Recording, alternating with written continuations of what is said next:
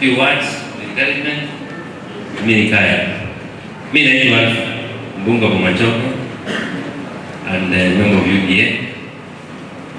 My former name is Google the Pastor. But I want to tell you something here. For the panel people, this guy has not been very well. They're doing good. Why are you interested? Zahir,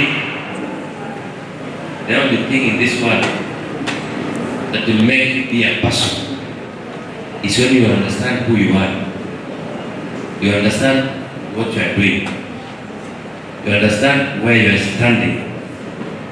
And you feel the void. You feel the gap. Otherwise, usipojituma utaachwa. If you cannot do, you'll be left. Wacha kuona kitu sikiendelea. Unataka sometimes Gusii is talking to some members of parliament.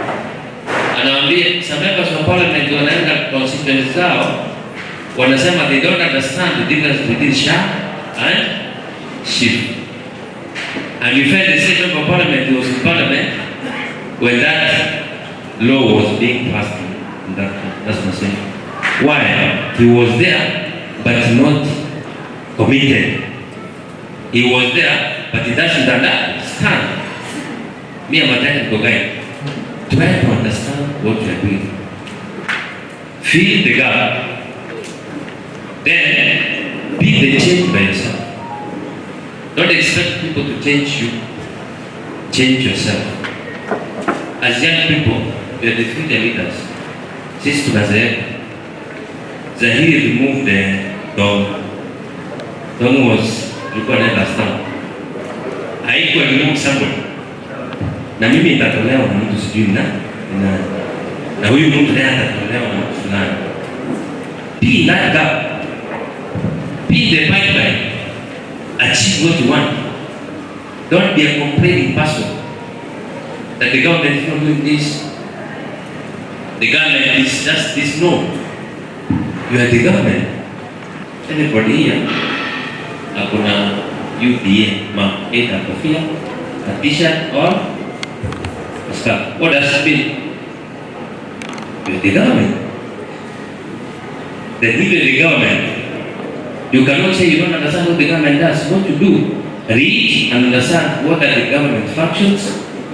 How can you change if possible? For example, the young man who asked about he talked about bananas and avocados. That's a very good question. But this is as national government and peace. We just control national government functions. We have county functions. Now, if you cannot take time and read, understand how your government works, what am I trying to encourage you? Try to be a person who indulges himself in doing the right thing at the right time. The second point, success does not come to you.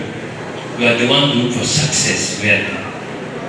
For you to be a successful young man, you must be very aggressive, let me tell you. You must be very aggressive. Be a jack of all trades means don't master anything, but do everything. You become a jack of all trades. Kama kuna mjengo kwa shule, do it. Get 100 shillings. Put in the pocket. In that 100 shillings, manage 100 shillings. Which percentage can I tell? Which percentage can I nichukue saving? Ni gani nalipa freezer? Ni gani nalipa asofa? Yes. Yes. Ni gani nalipa asofa? Amasiri.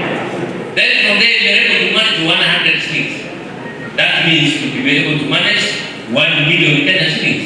Then if you are able to manage small resources you have, God in heaven who created you, you will be a member of parliament of a specific constituency to manage the constituency's resources. Then you will be a minister to manage the government resources. Then you will be a president, like our boss who was just a chicken seller. now very powerful man in this way.